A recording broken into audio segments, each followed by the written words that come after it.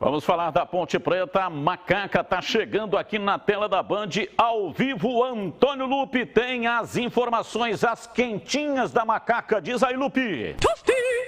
Tudo bem, Batista? Mais uma vez, um abraço para você, para todo mundo que está acompanhando os donos da bola. O técnico Gilson Kleina aproveita a semana cheia de trabalho, até porque a Ponte só volta a jogar no domingo, dia 1º de agosto, às 6h15 da tarde, contra o CRB, lá no estádio Rei Pelé, em Maceió. Diferente da Ponte Preta, o CRB tem compromisso no meio de semana. Amanhã enfrenta o Fortaleza no primeiro jogo das oitavas de final da Copa do Brasil. Hoje, debaixo de muita chuva e frio, a atividade aconteceu no CT do Jardim Olina. E a novidade fica por conta da presença do atacante Iago, ele que tem 25 anos e foi oficializado ontem à tarde como mais um reforço da Ponte Preta para a disputa da Série B do Campeonato Brasileiro. O Iago não participou da atividade com o grupo, fez apenas outros trabalhos aí, até porque desembarcou ontem na cidade de Campinas. Iago tem 25 anos, estava no Confiança de Aracaju, formado nas categorias de base do Confiança. Foram 95 jogos no total pelo time sergipano e 8 gols marcados. Iago também tem passagens pelo CRB em 2018 e também 2019, 24 jogos no total, somando as duas passagens, e 2 gols marcados. No Bahia, também passou em 2019, foram 8 jogos e 1 gol, e também o Iago passou pelo Náutico. Em 2017, 22 jogos e 1 gol marcado. É um atleta com baixo número de gols, mas com números interessantes aí em questão de partidas jogadas nessa temporada, principalmente na temporada passada pelo Confiança. Atleta que chega para brigar por posição com os atacantes de beirada, até porque, buscando informações do atleta, ele joga tanto do lado esquerdo como do lado direito, aberto ali no setor de frente das equipes que passou e agora também da Ponte Preta. Iago, então, é a cara nova no elenco da Ponte Preta, que tem essa semana cheia de trabalho até o próximo domingo. Aliás, os 2 próximos jogos da Ponte acontecem fora de casa, contra o CRB, e no domingo que vem, no dia 8, a Macaca vai até o Rio de Janeiro enfrentar o Botafogo. Na sequência, 2 jogos em casa contra times que estão brigando na parte de baixo da tabela. O Confiança e também o Londrina. A respeito do time, Batista, ainda é muito difícil a gente projetar uma provável escalação da Ponte Preta, mas tudo indica que o técnico Gilson Kleina deve manter o esquema tático que foi utilizado no segundo tempo contra o Goiás. É uma espécie de 4-3-3, não aquele esquema de 3 zagueiros como ele usou no primeiro tempo, e a Ponte sofreu uma pressão muito grande do time esmeraldino. Na zaga, o Fábio Sanches e o Cleilton devem ser mantidos. O Kevin está em período de transição após recuperar de uma lesão e ainda é dúvida para a partida. Acredito que o Albuquerque deve ser mantido ainda na ala direita e o Rafael Santos na ala esquerda. E a grande possibilidade de presença nesse time da Ponte é do Lucas Cândido, que deu um volume melhor ao meio-campo da Ponte, ajudou inclusive no setor de ataque, quase marcou um gol contra o Goiás de cabeça. Só que a grande dúvida é se o Lucas Cândido vai conseguir suportar pelo menos 70 minutos dessa partida contra o CRB.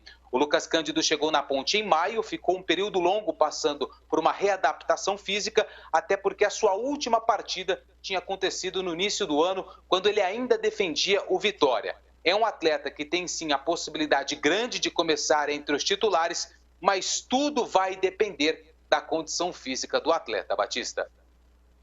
Júlio Nascimento, eu começo com você falando aí, né? A gente pode chamar o jogador que está chegando, Júlio, para a Ponte Preta de reforço ou não? Pois é, Batista, é muito difícil, né, definir o quanto o Iago vai conseguir contribuir com esse elenco da Ponte Preta, mas é um jogador que ele chega numa expectativa baixa. Chega precisando mostrar o seu futebol e reverter, por enquanto, esse pessimismo dos torcedores e também da imprensa com o que ele não apresentou nos últimos 3 anos. Ele teve uma boa passagem pelo CRB, inclusive, quando ele teve o contato com o Alarcon Pacheco, mas esse início de carreira do Iago é um início de muita oscilação. É um jogador de muita velocidade, um jogador que não é vertical, ele prefere fazer jogadas de linha de fundo, né? Então por isso que geralmente ele atua pelo lado direito. Estou até imaginando uma disputa, né, na posição com o Richard e com o Niltinho, mas vai precisar mostrar aí o seu futebol. É um jogador que não finaliza tão bem assim, não constrói tantas jogadas perigosas, mas para velocidade, para 1 contra 1, ele tem uma habilidade característica e certamente vai apostar nisso para tentar conquistar o técnico Gilson Kleina. Nós estamos vendo aí na tela da Band alguns gols do Iago. Ele é um jogador destro, mas até vimos ali, ele marcou um golaço de canhota. São pouquíssimos gols. Esse aí, ó, a pancada da entrada da área ali, dá até a impressão de que é ambidestro, né? Porque para chutar bem de esquerda daquele jeito, o cara tem que ser ambidestro. São poucos os gols do Iago, mas os gols que estão aqui, provavelmente aquele recorte que o empresário faz para o DVD, né? Olha, são gols muito bonitos, hein? Esse aí com a direita, de longa distância. Então são gols variados, de esquerda na entrada da área, de direita, de canhota, com o pé direito dentro da área. Então tem um espectro aí impressionante de gols marcados. O grande problema é o volume, né? O senhor quis dizer que o Iago foi contratado por DVD, é isso? Não estou dizendo que ele foi contratado por DVD, entendi. Porque ele trabalhou com o Alarcón Pacheco, que é o executivo de futebol aí da Ponte. Que me parece o único que conhece o jogo. Tomara que dê certo. Tomara que dê certo. É isso que a expectativa é essa. Mas eu não tenho nem o que falar do jogador, Batista. Eu conheço muito pouco. A gente só cria a expectativa de que possa ser como foi o Moisés, né? Por exemplo. Foi contratado, meio desconhecido, foi lá e resolveu. Então, tomara que dê tudo certo. Eu vou aguardar para ter uma posição mais concreta sobre esse jogador. E você, CH? Eu não chamo de reforço, não. Sou louco. Agora, também não posso arrebentar o jogador, porque eu não conheço. Mas o Moisés foi um pouco diferente, viu? A gente não conhecia, Gleger, mas ele tinha um currículo um pouco melhor do que, aliás, bem melhor do que o Iago. Agora, isso não quer dizer se vai dar certo, se vai encaixar, às vezes acontece. Chega aí e dá certo, começa a fazer gol, ou joga como um cara assistente no ataque. Agora, o que chama mais atenção é que ele está deixando uma situação de um time que é o 20º colocado. O campeonato não serve para o Confiança, serve para a Ponte. 3 anos de trabalho, nos últimos 3 anos, não fez meia dúzia de gols. E é atacante. Então, mas a gente tem que esperar, deixa o cara trabalhar, a gente vai ver, mas eu não chamo como reforço, não. O que chama atenção é justamente isso, né? Porque mesmo que a pessoa não tenha conhecimento, não seja do meio, quando ela pega o recorte da Ponte, qual é o problema da Ponte? Gol. É o pior ataque da competição, a defesa está ok, está funcionando bem. E aí, se eu sou o homem do futebol, eu vou contratar alguém que resolva o meu problema. Isso no mundo corporativo é muito comum. Assim é que as empresas funcionam. Elas contratam, né? O Red Hunter vai lá e busca aquele executivo que tem o perfil para resolver aquela situação. Para trabalhar no Brasil, para trabalhar no exterior, se a empresa é uma empresa que tem filiais do mundo inteiro. Agora, no futebol são coisas estranhas. Aí traz um jogador que marca poucos gols para um setor onde o clube está realmente precisando muito de alguém que tenha essa qualidade.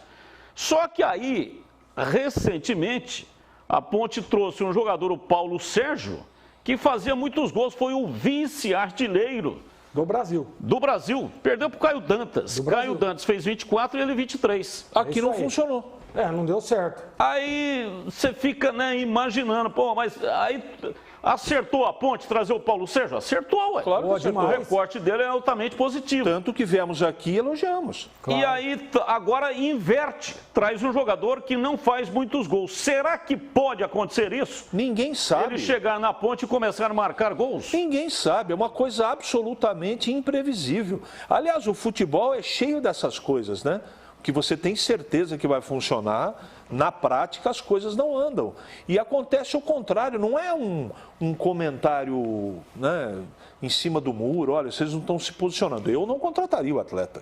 Eu acho uma tremenda falta de criatividade você trazer um jogador desse nível. Agora, não quer dizer que não dê certo, né? Quer outro exemplo? Renatinho. Verdade. Renatinho. Quando contratou, Poxa todo mundo... vida, pelo amor quem de não Deus. quer o Renatinho, né? Pô, Soltamos tá até louco. rojão aqui. Pô, exatamente, mas não deu certo. E olha, eu estou extremamente preocupado. Com quem? Muito preocupado. Por quê? Porque o CH tá de blusa, cara. Nossa, verdade. O você bem CH lembrado. nunca Olha, pro sente frio. CH, Se o cara veio aqui no programa de blusa, tô preocupadíssimo. O frio que tá vendo... Ó, se o CH tá usando blusa, o resto já morreu tudo. Já liguei lá em casa, já mandei ligar o aquecedor. Dona Juliana, liga o aquecedor aí, porque o CH está de Se blusa. preparem, porque o negócio eu tô com vai frio. ser feio, viu? Eu estou com frio. Quem bate? Frio. E aí? Foguinho relembrou bem, hein? Esse Dingo aí é um dos ícones da história da propaganda brasileira. Um Dingo espetacular, né? Cobertores Paraíba, não é isso? Não, Cobertores Paraíba é outro. Esse aí é da Casas Pernambucanas, não é? Esse aí é da Casas Pernambucanas. Exatamente. Tinha um desenho que batia assim na porta, né? Que aí tem esse texto aí. Quem bate é o frio, não adianta bater. Eu não deixo você entrar. Nas Casas Pernambucanas é que vou aquecer o meu lar. Vou comprar flanelas, lãs e cobertores. Eu vou comprar. Eu me lembro disso. Memória ou não? Muito legal. Tá legal, mas dentro eu da não cabeça, eu nunca parei na minha vida para decorar o texto. Olha como a propaganda funciona. Quantos anos faz isso, hein? Quando ela é bem Isso feita. aí é década de 70. Comunicação clara, objetiva e bem feita e bem pensada. Exatamente. É isso aí. Parabéns a todos aqueles que fazem investimento na propaganda, na marca. Porque é exatamente a marca que representa o maior capital de uma empresa. A Coca-Cola, a marca vale 100 vezes mais do que o patrimônio físico.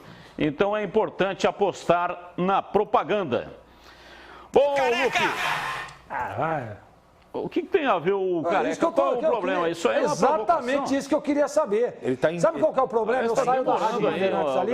Eu saio da Rádio Bandeirantes ali, às vezes dou aquela ajeitada no topete. Não está demorando um pouco? Não, tá nada, sério. A previsão é 6 meses. Foram apenas 2, pô. Cadê o topete? Foram apenas 2 meses. Aí, ó. Deixa eu ver. Não, tá crescendo. Tá demorando, hein? Tá na...